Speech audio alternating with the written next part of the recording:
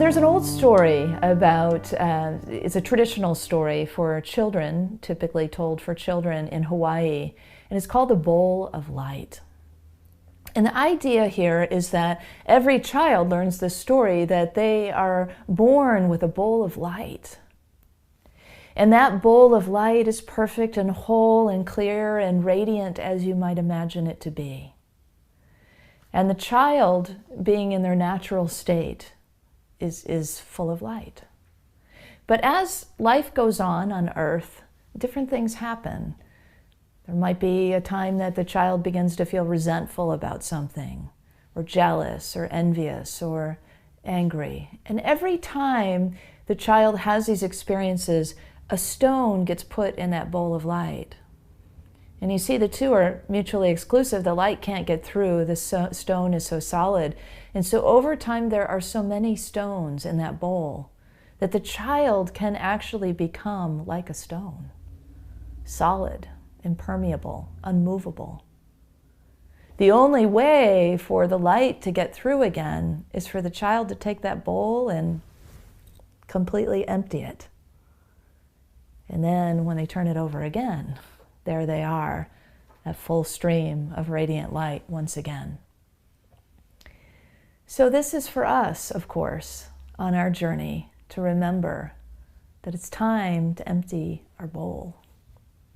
It's time to let the light come through again. This season, we haven't really spent a lot of time on this season because we've been traveling through all these faiths in the last 10 weeks, but we've been in the Lenten season for a while. And in the Christian tradition, the Lenten season is about a time of fasting and a time of prayer. It's spiritual preparation for Easter. The 40 days, not counting Sundays, that lead us up into that great resurrection time, that time of joy, that time of light. Yet we're not quite there yet. I know it's always where we want to go, especially in Unity. We tend to have a tendency to really relish in the joy and the light and the love. And it's not that it goes away, it's just that there's a time for everything, right? A season and a rhythm for everything. And right now, it's emptiness. Right now, it's that stripping away time. It's that time of fasting and prayer. And it could be fasting, like not eating food. And it could be fasting in the way that we understand it as metaphysicians. In fact, that's the way that Charles Fillmore, our co-founder, talks about it. He says, as metaphysicians, this time of fasting is a time of fasting or abstaining, if you will, from error thinking is what he calls it. We often call it limited thinking. So it's when we think of ourselves as not worthy or not enough or not safe, we trounce out all those core beliefs, those false core beliefs, all those ideas or thoughts that don't help us, or patterns of judging and complaining and those kinds of things that get us off course of the light, the bowl of light that we are. So today we're going to empty the bowl. That's part of our preparation for where we are now in this process toward that joy of Easter, in this process toward that light breaking through. And if you think about it, it's very much where we are as a society right now. We're not at the breakthrough point. We can feel that there could be one, that there is one, that there is a rebirth coming, but it's almost like, wow, we're barely pregnant. There's time here. There's a gestation time. And there's a season for everything. So this is where we find ourselves now. At first it might seem like emptiness doesn't come naturally to us. In fact, there might even be a little bit of a emptiness. I don't want to go there. I already feel whatever you might be feeling. Maybe you're feeling a little isolated right now, or maybe you're feeling lonely, and the idea of adding emptiness to it is the last thing you think you could possibly want or need. But stick with me here, because I think there's some real gems of a gift when we move into emptiness together. So in our culture and in our New Thought teachings, it feels really this idea of emptiness feels almost counterintuitive or counter to. in our culture and also in our New Thought teachings, there's an idea of abundance, right? That more is better, essentially, which we know is just a myth, but there is that underlying idea, certainly fed in our culture over and over. Faster is better, more stuff, more power, more control. Well, we see where that's gotten us. It's not working out so well, is it? And so now we have an opportunity to strip away, to take a look, to see what really does work for us. That's one of the gifts that emptiness is offering us. So in our New Thought teaching, the third principle in unity anyway is co-creation. This idea that we are working to manifest, to decide what it is that we want in our lives. Sometimes we're coached to be really specific about what it is that we want in our lives and to really move our energy toward and our thinking and our intention toward that which we want to bring forth, that which we want to become, that which we want to allow ourselves to fully move into. Well, that's the becoming teachings, and they're an important part of our spiritual teachings. But right now, it's about being. It's really important that we know when it is to be in the teaching of beingness and when it is to be in the teachings of becomingness. They're really not so separated, because when we be, we sort of strip away and we see who we are. But it's not an adding to, if you will. It's a subtracting, it's an allowing, it's a stripping away. We don't, it's like we're on a collective worldwide fast. Whether we like it or not, we're on this collective worldwide fast from all the ways of being that we're used to, all the fast ways of being that we're used to, the driving and the moving about, the comings and goings of life. And sometimes, the culture and the co-creation teachings the co-creative teachings can get exacerbated by that kind of make it happen, fast-moving, more is better kind of culture that we have. I was taught early on in New Thought teachings, I remember early in a class, I heard this, nature abhors a vacuum. You might have heard this before too. And so it's almost like, hurry up and fill the void, right? So nature abhors a vacuum, so you better fill it. You better come up with what you want. You better get specific about what you want and start affirming that so that you can bring that forth, because otherwise, God knows what it's going to be filled with. It was almost like there was the fear driving behind that idea, this nature abhors a vacuum. I don't think nature abhors anything. Not so sure that was a truth teaching that I want to move forward with. In fact, when I think about nature, how much nature provides in terms of the teachings of beingness and natural rhythm, I don't know, it feels like something else to me is wanting to be shown to us by nature. I think about the desert, the dryness of the desert, the arid environment of the desert. It's a wonder how anything could possibly grow in that barren landscape.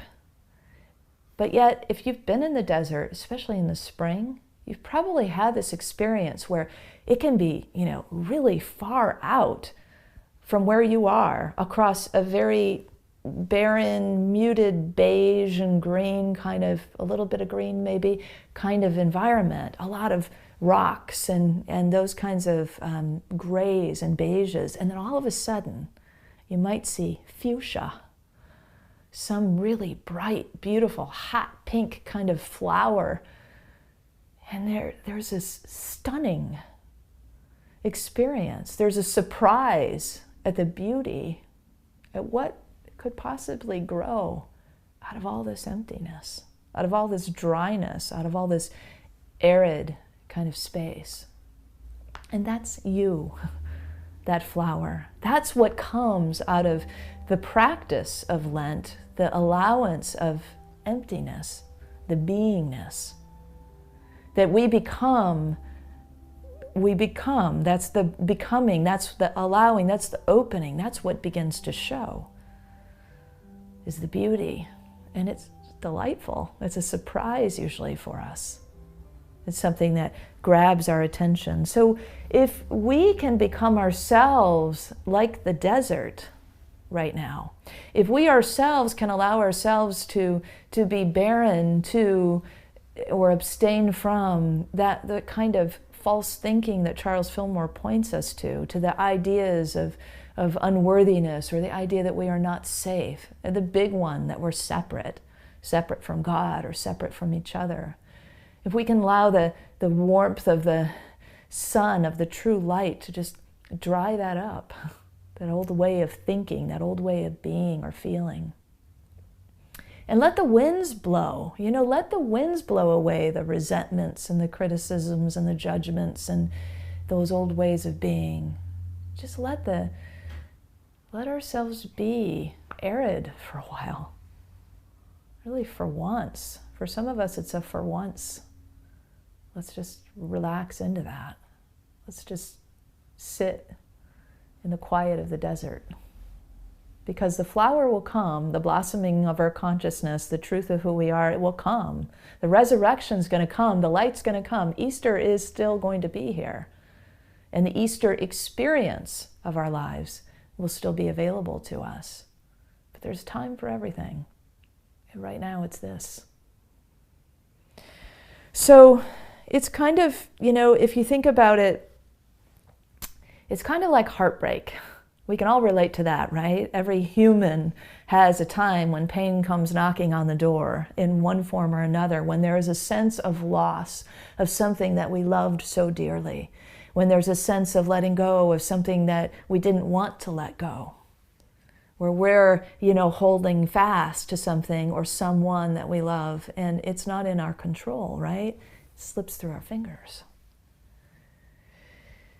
So when that happens, there might be, and there usually is for most of us, a period of grief, a period of tears.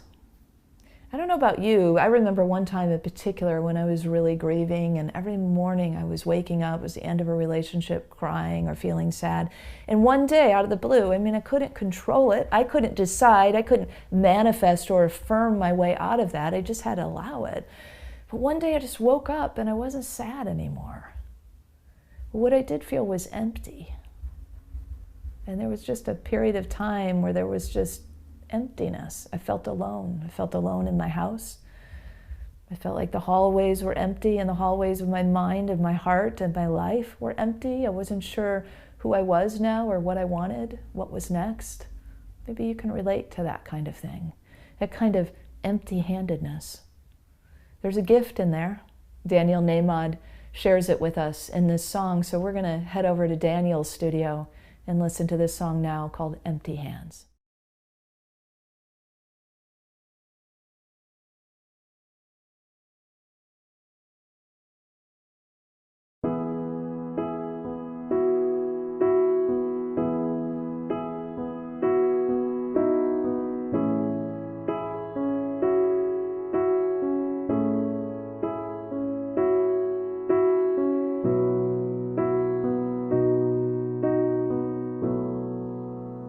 When my hands were emptied,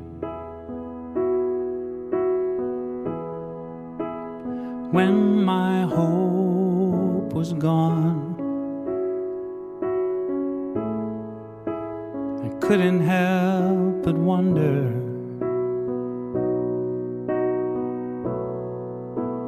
what had I done wrong. But even though my heart was broken, there was no need to despair,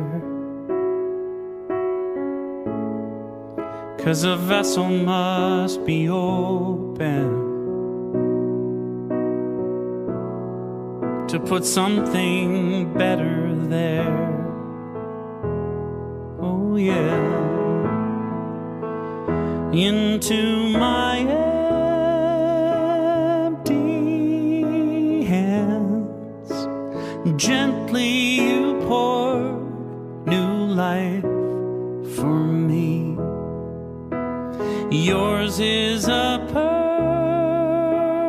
perfect plan.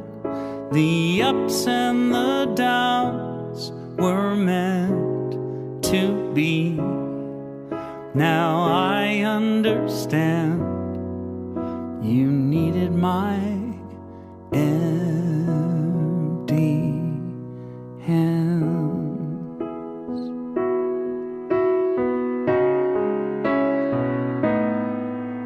So forgive me when I doubt it. I admit sometimes I do. Or consider giving up, 'cause I cannot see the truth. I know I'll never go without it.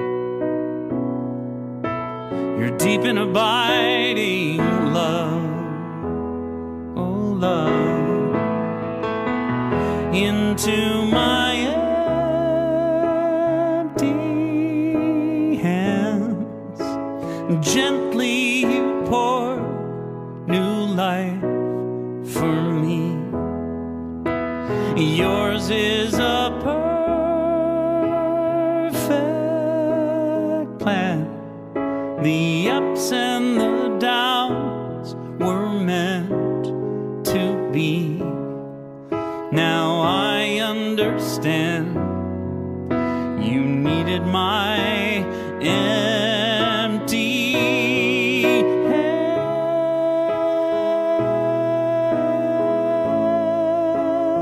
Gently pour new life for me. Yours is a perfect plan. The ups and the downs were meant to be. And I cannot help but cry to think of the gifts you've given me. Now I understand you needed my empty hands. Oh, thank you for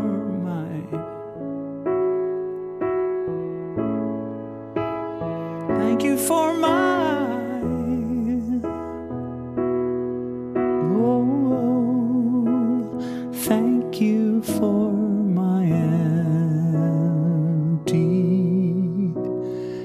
hands.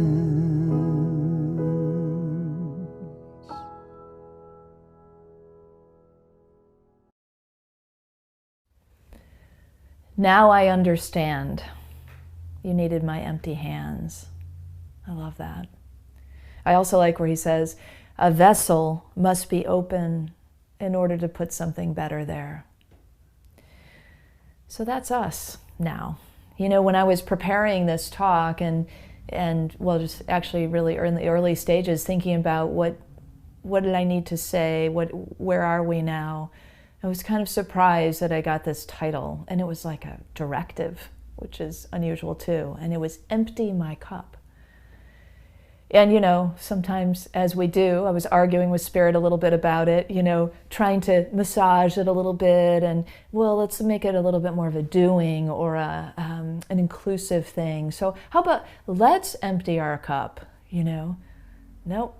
It was really clear, empty my cup, which is really interesting because it was like I was being told what to pray. You know, and not so much ask and it will be given, but I'm going to tell you what you need to pray. Here's your prayer, and this is where we're headed. You know, asking to be emptied. I'll tell you what to ask. Even it feels like in a way we're in this stage. Like I don't usually talk about us in terms of being children of God, and God is sort of this parental figure. But it seems to be working pretty well right now to think of it that way. It's as if, you know, a higher authority is clearly in charge, and we are clearly not in charge.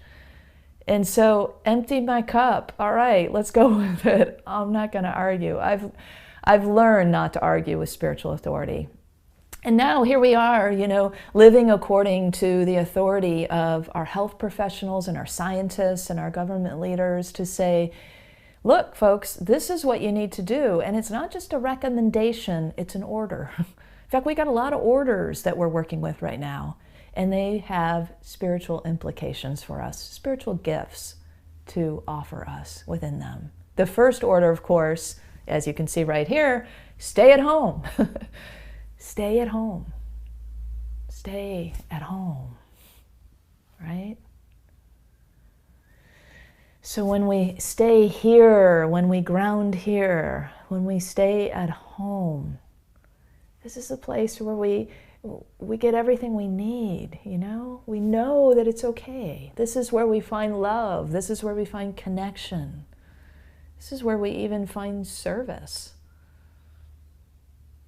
It's where we find wisdom. All of our core values at Unity, they live here in this place of home. And so this is our touch point. This is our grounding place.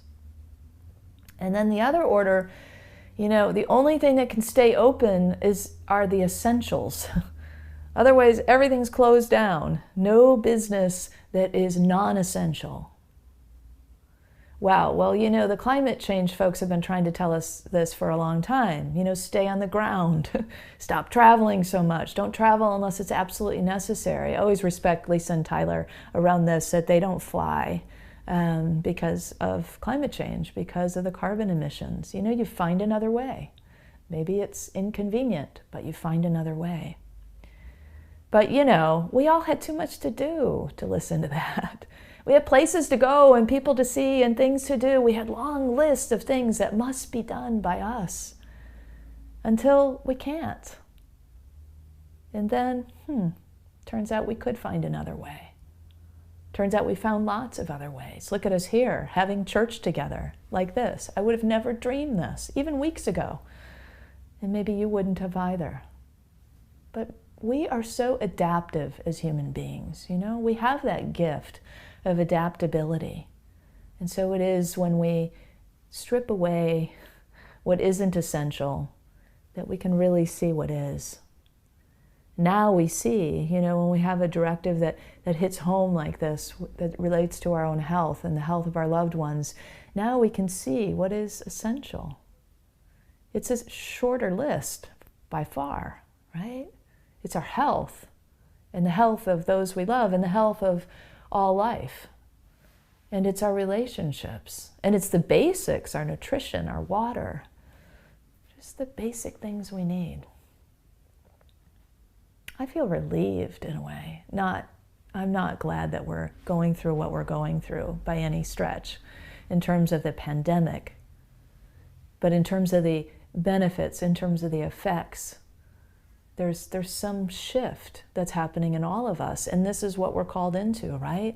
Or pushed into, in this case, to shift our consciousness, to become like that barren desert or that open, naked tree in the wintertime, to just look and see and really become clear on what matters. Focus there and let the rest fall away. So, this empty my cup thing, it's been big. The soul does not grow by addition, but by subtraction, Meister Eckhart said. That's one of my favorites. The empty cup may be a dream, not a grandiose prayer so much, this empty my cup. It's not based on some kind of grandiose dream. It's simplicity. So we were ordered to stay home, and we were ordered to only stay open, only keep open those things that were essential. And we've been ordered to simplify, essentially, like Nasruddin tells the beautiful stories he tells, the Sufi stories. He's a common character in Sufi stories. And, he's sitting there eating his chickpeas and bread, his usual dinner, and his neighbor comes over, who's also considered a wise man, and says, Nasruddin, why are you eating such a poor man's dinner, chickpeas and bread? He says, you could be eating a grandiose, the greatest. You could be living in a palace like me and eating sumptuous dinners every night if you would only be subservient to the emperor.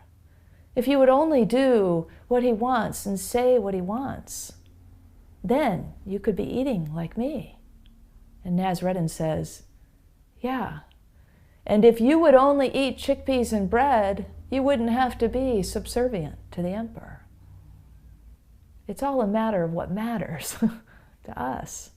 And it's a time to get clear on that. In fact, in a way, we've been ordered to do so. So we might as well go with it and take it inside and see what is there for us, what is essential, what really matters to us. Would we rather be subservient to the emperor or eat a simpler dinner? And all the ways that that metaphor can move through your life and through the ideas that are key for you, the ways of being, the practices. There's another order to go outside. Well, it's not really an order, but this one is more of a suggestion. But to go outside, into the spacious awareness, into the spaciousness and the beauty of nature. We're told that virus doesn't really spread so much outside. And so as we keep that 6-foot physical distancing, we can be outside and doing some of the things we love and getting fresh air and allowing ourselves to be completely rejuvenated. You know, I was talking earlier about the winter time when the trees become naked and you can see the forest through the trees.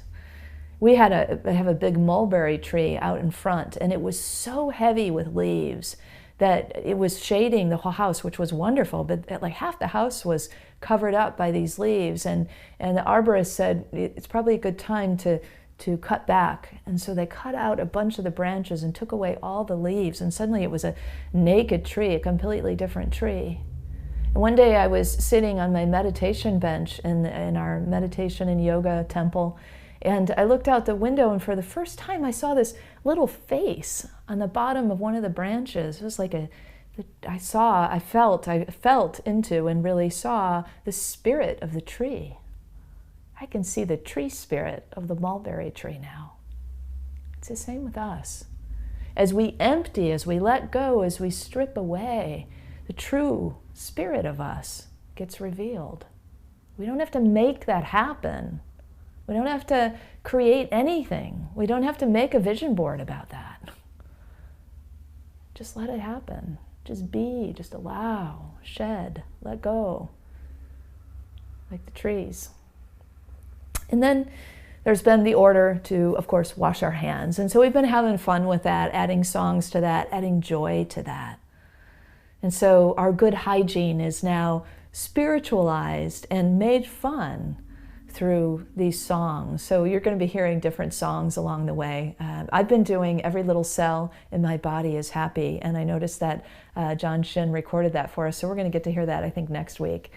So anyway, so it's part of that ritual though, right? So when we wash our hands, we're purifying, we're letting go, we're allowing. It's more of this same idea. Getting down to what is essential. Releasing the germs, releases the germ-like thoughts, releases the things that don't serve us. So I don't know about you, but my cup, it's empty now. And I want to offer that prayer to you during this pandemic. Empty my cup. What we'll find there is openness. What we find there is receptivity. What we find there is a sense of freedom. Let's know that together as we move together through this time. If that speaks to you, let it be your prayer too. And let's affirm together. My cup is empty. I am open, receptive, and free. And so it is, and so you are, and so it is so wonderful to be with you.